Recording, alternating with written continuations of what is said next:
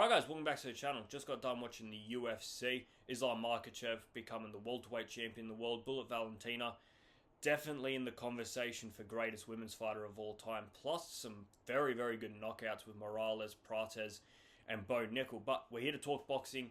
Conor Benn and Chris Eubank Jr. Depending on where you are in the world, for me it happened early this morning. For most of you it probably happened late last night. But Conor Benn, I've seen so many reactions to this fight. I've seen many people's opinions on this fight. And, you know, they cater to probably the fact that Chris Eubank Jr. was very, very poor on the night rather than what Conor Benn did well. And I want to sort of give my opinion on the fight, and I still haven't really reached my full opinion on this fight, so we'll probably get to it together. But I understand the argument of how poor Chris Eubank Jr. was on the night. And there's lots of people deciding on why that was, whether it was the age, whether it was the amount of fights he's been in, whether he was just so drained from making weight, what the reason for Chris Eubank Jr. being so poor on the night. And I get all that and I understand that, but I think a lot of it has taken away from how good Conor Benn was. And I understand the argument as well. Oh, we don't know how good Conor Benn was because we didn't see a very good Chris Eubank Jr. And was Conor Benn any better in the second one than he was in the first one? We won't know because Chris Eubank Jr. didn't show up.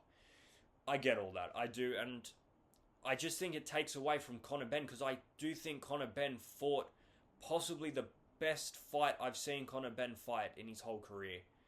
And I get it wasn't against the best opponent or the best opponent on the night, but if we look at the two fights together and separately, but first if we look at it together, I look at Conor Benn versus Chris Eubank Jr., we looked at 24 rounds. And you'd probably say that Chris Eubank Jr. won 8 out of 24 rounds. I think that demonstrates how good Conor Benn is compared to just basing it off this fight. And yeah, Chris Eubank Jr. was poor, but I also don't understand the excuse making for Chris Eubank Jr.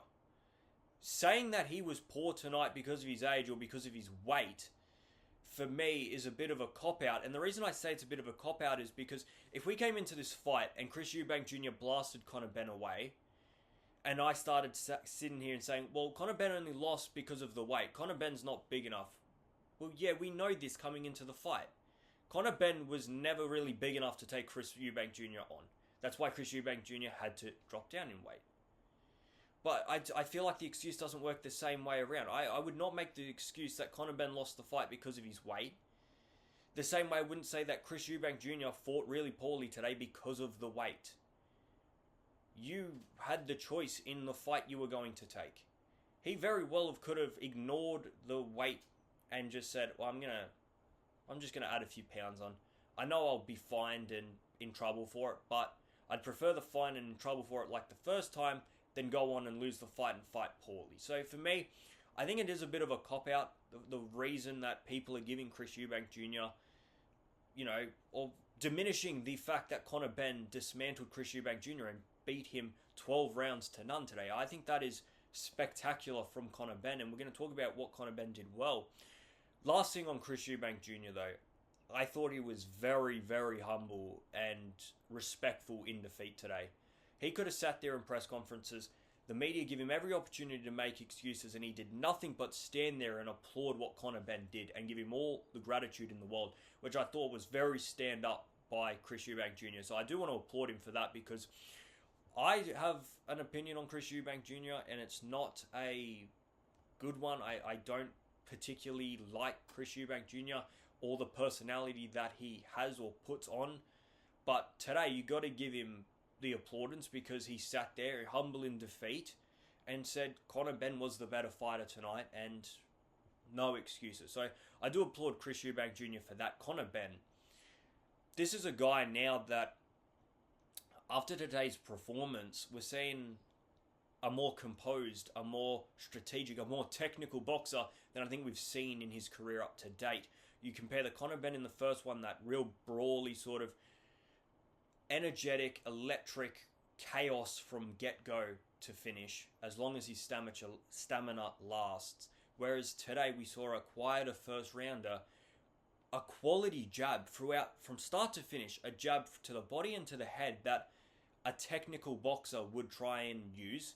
Though Conor Benn's jab isn't as good or as technical as some people that we've seen, I think the way in which he used it today was very, very good, and not like the Conor Benn we've seen leading up to this point in his career. And if you look at what Conor Benn did today, that's probably what we said we expect Chris Eubank Jr. to do to Conor Benn. Lead off the jab, forward pressure, keep Conor Benn back. But Conor Benn did that to Chris Eubank Jr. The amount of times Conor Benn was on the front foot, hunting him down, using the jab to the body and to the head to open up opportunities to rip to the body and rip to the head with his right without getting too excited, without getting too uncomposed, whereas he did in the first one, throwing these massive shots that got nowhere near its target. I thought today it was a lot more calculated and a lot better technical boxing from Conor Benn, and we won't know whether Conor Benn would have beaten the Chris Eubank Jr. that fought in the first fight, but that's not the question that's asked. The question is, did Conor Benn beat Chris Eubank Jr.? Did he beat the Chris Eubank Jr. that was there on the night? Did he take full advantage of a Chris Eubank Jr. that didn't look 100%? Definitely. And if we can all sort of agree that Conor Benn looked better in this fight, that he looked more composed, that his shots were landing better, his jab was better, his technique was better in this fight, and the first fight was so close, I think we can make a comparison that I think it is fairly situated that Conor Benn clearly was the better fighter on the second one, right? Chris Eubank Jr. was the better fighter in the first one. I think we can equally say both performances, Chris Eubank Jr. in the first one and Conor Benn in the second one, were equally as good. I don't see why we need to diminish the achievement of Conor Benn because Chris Eubank Jr., for whatever reason, didn't look great tonight. And I've gone this whole video so far talking about how good Conor Benn was, how technical his boxing was. We haven't even touched on the fact that in the final round, Chris Eubank Jr. is probably 20-30 seconds away from being stopped. Dropped twice in the final round.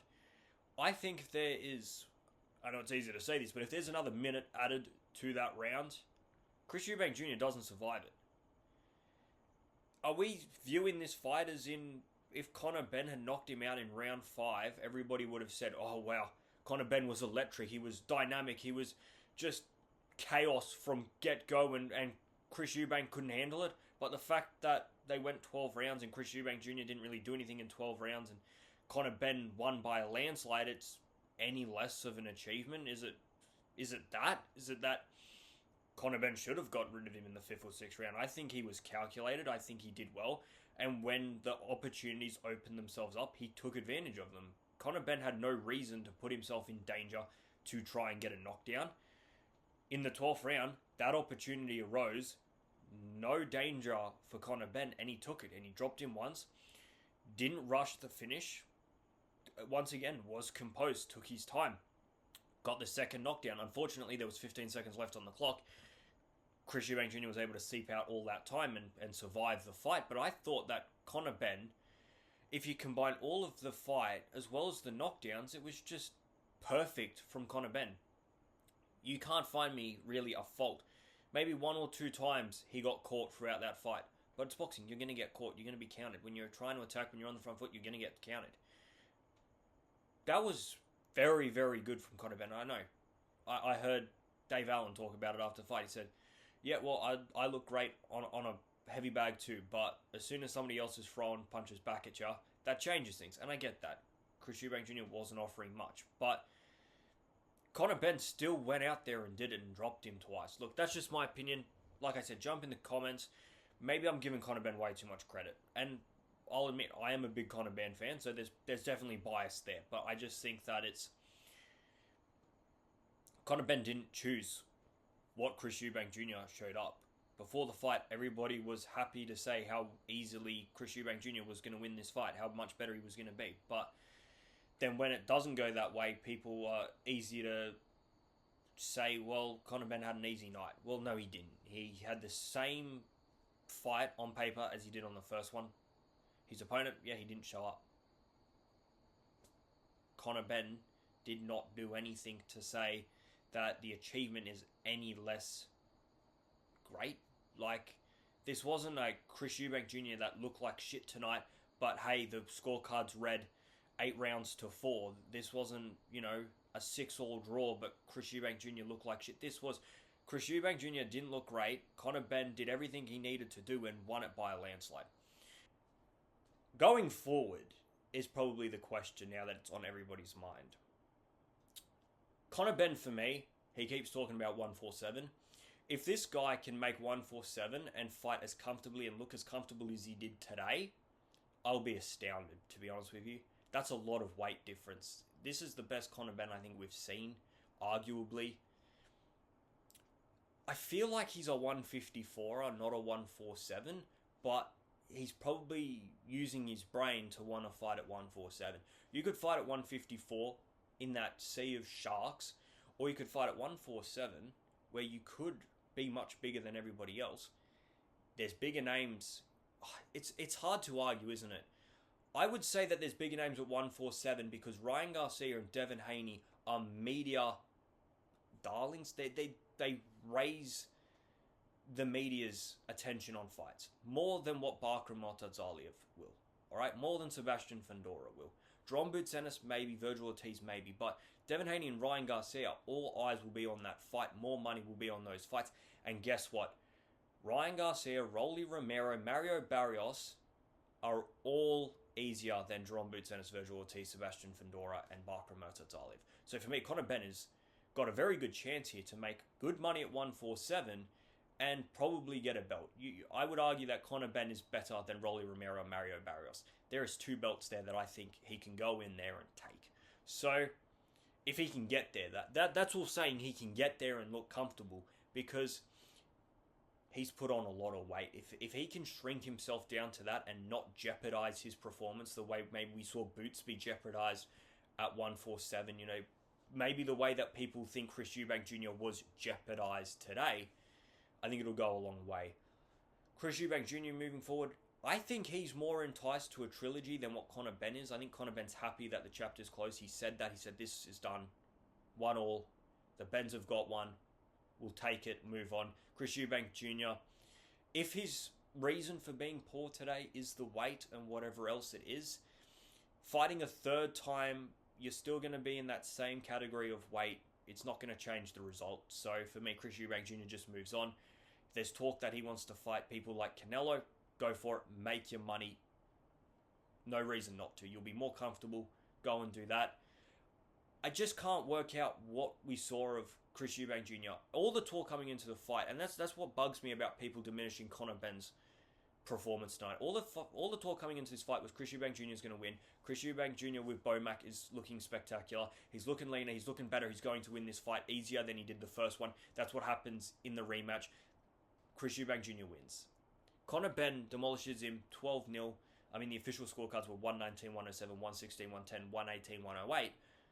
But it was 12-0 Benn. And for me, the reason that people are diminishing it, I have no reason why, apart from maybe they don't like Conor Benn. For me, I get the argument that Chris Eubank Jr. wasn't at his best, but give the applaudance to Conor Benn and how well he performed on the night. Alright, let's quickly run through the undercard. We'll start with Jack Catterall taking on Echo Usman. Round 11 TKO to Jack Catterall, who becomes the WBO Global Welterweighter.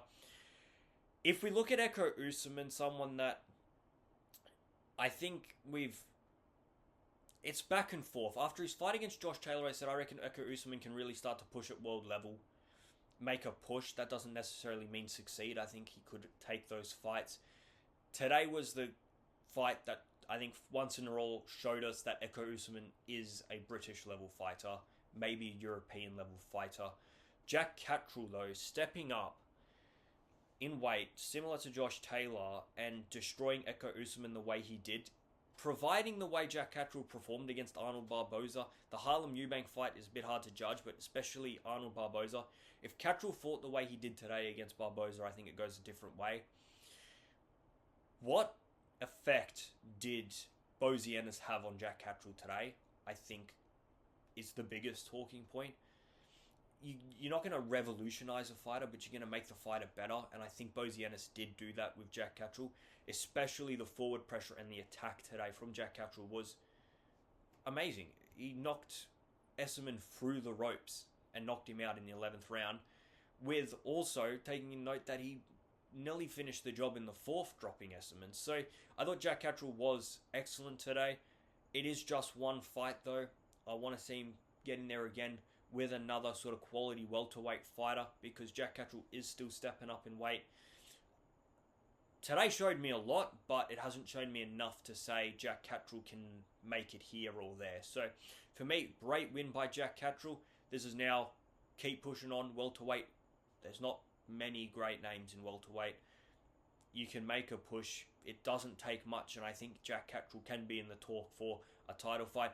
Problem is, he's not a big money maker, so he has to really earn that spot. He's not going to get it off bias and sort of the amount of money he's going to pull into the fight. But I do think he's a good fight, a good option for an interim sort of title. He's got the WBO Global, so that does help build you. All right, who next? Adam Azim and Kurt Scooby. Round 12 TKO in favor of Adam Azim. To be honest, Kurt Scooby was lucky to make it out of the 11th. Adam Azim was just all over him. He's sort of got that... He's got that build to him that's similar to your... Not to the level of Fundora, but sort of the same ilk as a Fundora, a Shiraz, a lanky sort of string bean sort of mold that... The amount of power that they have in their arms is deceiving, because the muscle isn't what Kurt Scooby has. And I think we saw that today. Adam Azim was on point. His attack was brilliant. And he just picked apart Kurt Scooby. Kurt Scooby, he took a knee in the 12th. Got up. I thought he could have continued, but the ref waved it off. I think he was just saving him for another day. There was no chance Kurt Scooby was going to go on and win that fight. He was just going to take more punishment for the last sort of minute and a half that was left in that round. But Adam Azim, now what, 14, 15 and 0 in super lightweight? And this is a guy that I think can do good at super lightweight and move up comfortably to welterweight. So Adam Azim, building, man. He's building and he's looking better and better every time we see him. The fight against Lipinets and now this fight as well was even better. So Adam Azim making big moves. Richard Riakporhe beat Tommy Welch. This was a bit of an odd one. Round 2 TKO. Richard Riakporhe destroyed Tommy Welch. Basically touched him and Tommy Welch would fall over, which sounds really disrespectful to Tommy Welch, but that is what I saw. I saw Richard Riakporhe.